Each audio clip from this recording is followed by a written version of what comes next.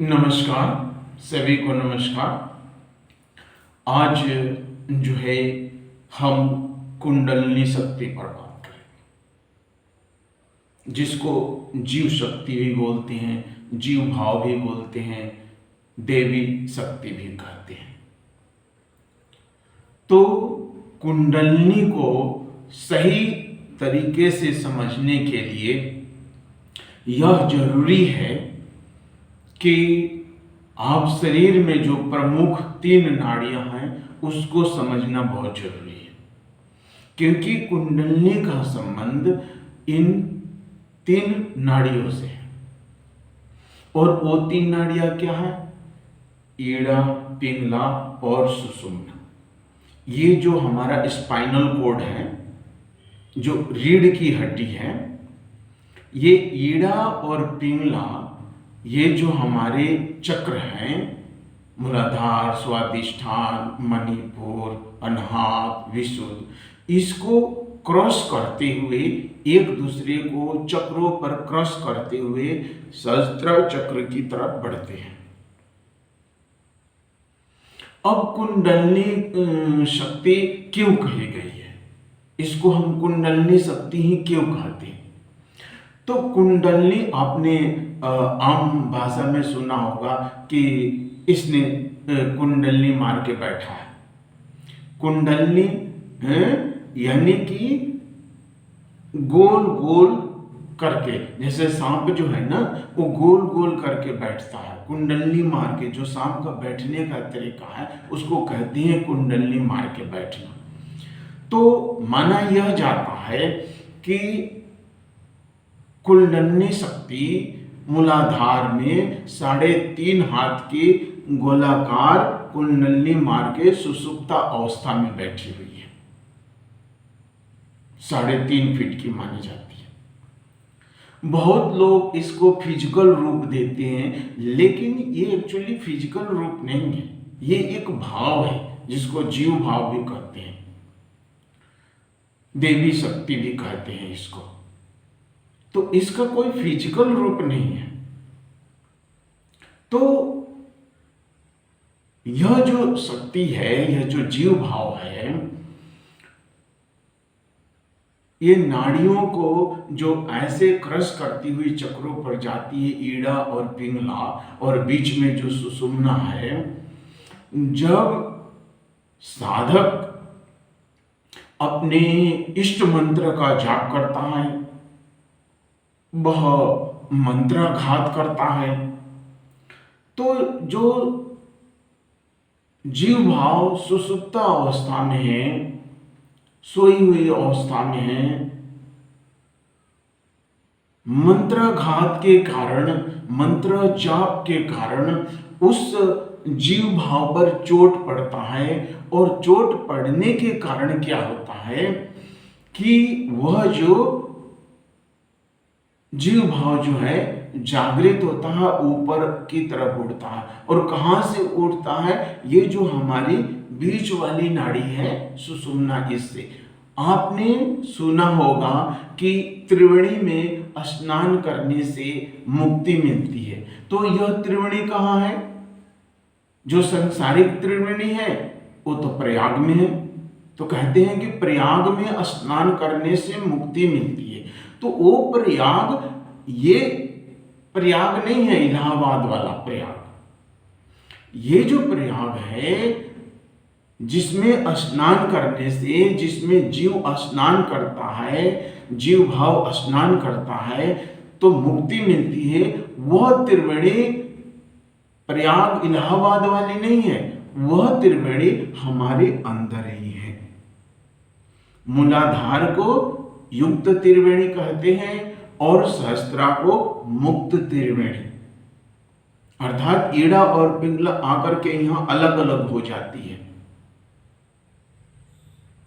तो वह त्रिवेणी जिसमें स्नान करने से जीव मुक्त होता है, जीव बंधन से छुटकारा पाता है, वह त्रिवेणी ये सहस्त्रा वाली त्रिवेणी है।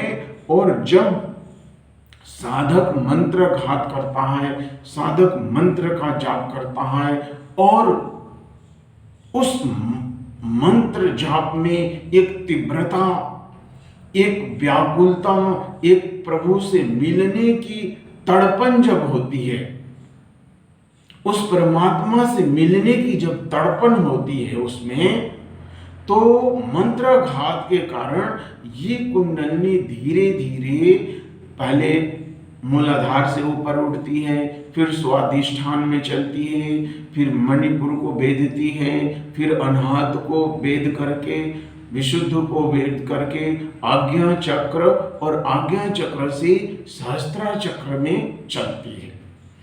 अब ये कुंडलिनी शक्ति जब जागृत होती है तो साधक के अंदर अनेक प्रकार के भाव उठते हैं। उसके फिजिकल बॉडी के अंदर भी अनेक प्रकार के परिवर्तन से दिखाई देते हैं। मानसिक परिवर्तन बहुत ऊंचे स्तर का होता है।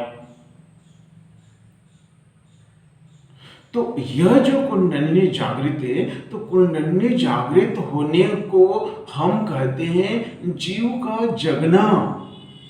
इसीलिए मैं इसको जीव भाव बोलता हूं। मूलाधार में जीव भाव है और सहस्त्रा में शिव है। जीव मूलाधार में और शिव सहस्त्रा में।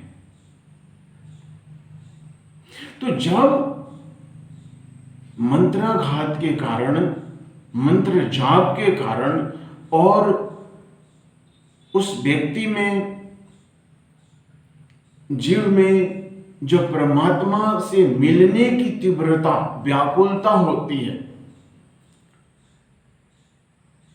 तो कुंडलिनी धीरे धीरे मूलाधार से चक्रों को भेदती हुई ऊपर को उठती है और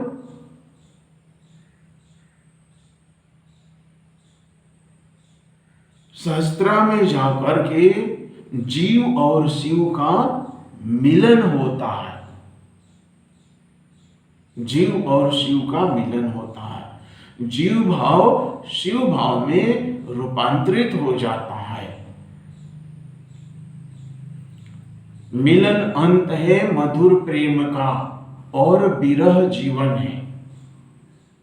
ये कहा गया है मिलन अंत है मधुर प्रेम का और विरह जीवन है। ये जो तड़पन है, ये जो प्रभु से मिलने की व्याकुलता है जीव की, यही व्याकुलता, यही तड़पन जीव भाव को ऊपर की तरफ उठने में सहायक होता है। तो साधक के अंदर जितना व्याकुलता होगा, जितनी तड़पन होगी प्रभु से मिलने की, परमात्मा से मिलने की, उतनी जल्दी उसकी कुंडलिनी जागृत होगी। और इसके लिए केवल मन में व्याकुलता चाहिए, प्रभु से मिलने की तड़पन चाहिए, बाकी कोई विशेष साधना की जरूरत नहीं पड़ती है। वही साधना है। योग में इसको कुंडलिनी हम कहते हैं, कुंडलिनी का जागरण हम कहते हैं। लेकिन असली जो चीज है, असली जो इसका कारण है, वह है जीव के अंदर व्याकुलता प्रभु से मिलने की। और यही व्याकुलता जो है जीव भाव को जगा करके शिव भाव में मिलाता है। अर्थात जीव भाव उठ करके मूलाधार से शिव सहस्त्रा में पहुंच करके जीव और शिव का मिलन होता है। तो ये जीव और शिव का मिलन है। इसलिए जीव भाव मैं कहता हूं, कुंडलिनी को जीव भाव भी मैं कहता हूं।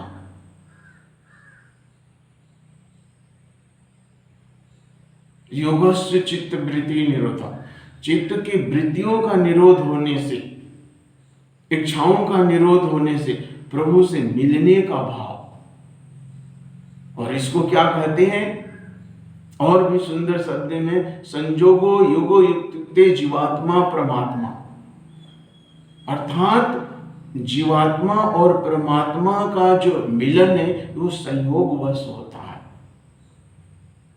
संयोग क्यों? क्योंकि ये प्रेम का मामला है, प्रयास से नहीं, केवल प्रयास से नहीं होगा, प्रभु से प्रेम भी हमारे मन में होना चाहिए। जैसे कहते हैं कर्मण्येवाधिकारस्ते मा फलेषु कदाचन, हमारा केवल और केवल कर्म करने का अधिकार है। तो मन में, जब साधक के मन में तड़पन होती है, व्याकुलता होती है, प्रभु से मिलने की मन में एक तीव्रता होती है, तो उस तीव्रता और मंत्राघात के कारण, मंत्र जाप के कारण कुंडली जो है ऊपर की तरफ उठती है और ऊपर से उठ करके जीव और शिव का मिलन होता है। और जब ये मिलन से पहले अनेक प्रकार के शरीर में, मन में अनेक प्रकार के भाव जगते हैं, अनेक प्रकार की अनुभूतियां होती हैं। इसमें अलग अलग चक्रों पर अलग अलग प्रकार की अनुभूतियां होती है। जैसे मूलाधार में धर्म, अर्थ, काम और मोक्ष 4 वृत्तियां हैं, उसी तरह से अलग अलग चक्रों में हमारी अलग अलग साधक की अलग अलग अनुभूति होती है।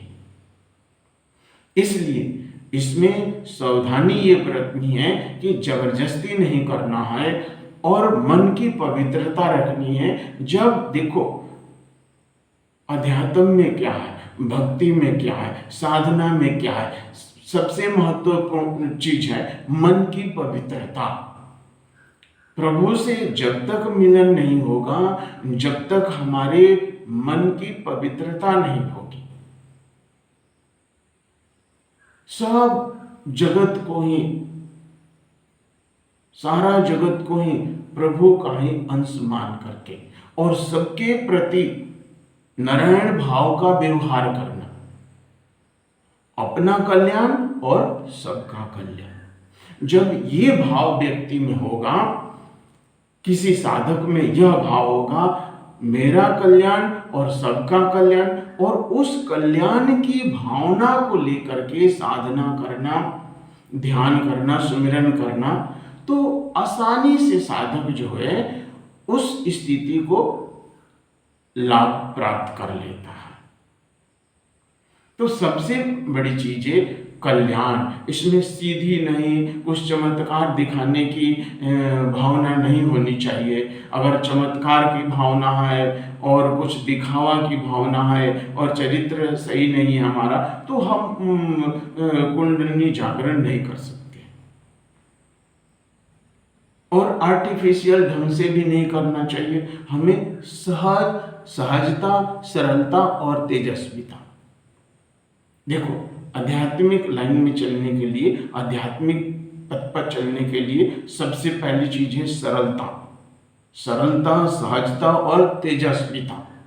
अगर साधक के अंदर में ऐसी भावना है, ऐसे भाव हैं, तो उसकी कुंडलिनी जागृत हो सकती है, अनेक प्रकार की अनुभूतियां उसमें हो सकती है। और जीव और शिव का मिलने का अर्थ ये होता है कि जीव हमेशा के लिए जन्म और मृत्यु के चक्र से, जन्म और मृत्यु के चक्र से छुटकारा मिलेगा। जीव और शिव का मिलने का अर्थ है मुक्त हो जाना। और मुक्त क्या? किससे? आवागमन से, बार बार जन्मना, बार बार मरना, इससे मुक्त हो जाना सदा के लिए, इससे मुक्त हो जाना सदा के लिए। और इसी को हम कहते हैं कुंडलिनी जागरण। भक्ति में इसको मोक्ष कहते हैं। जब जीव और शिव का मिलन होता, आत्मा और परमात्मा का मिलन होता है, उस अवस्था को हम मोक्ष बोलते हैं। योग में इसको कुंडलिनी, तंत्र में इसको कुंडलिनी कहते हैं, कुंडलिनी जागरण कहते हैं। लेकिन ये सारी चीजें एक ही है, अलग अलग नहीं है। और मुख्य चीज है साधक का भाव, उसमें परमात्मा से मिलने की कितना तीव्रता है, कितनी व्याकुलता है, और वो कितनी साधना कर रहा है, कितना जाप कर रहा है, भाव उसके कितना समय संसार में रह रहा है, कितना समय परमात्मा से जुड़ रहा है, ये सारी चीजें उस पर निर्भर करती है। तो मुख्य चीज है भाव। और ये कुंडलिनी साधना जो है कोई अलग साधना नहीं है, और इसमें सहज भाव से, पवित्र भाव से लेके चलेंगे तो आप उस स्थिति को लाभ कर सकते हैं और अनेक प्रकार की आपके जीवन में अनुभूतियां होगी।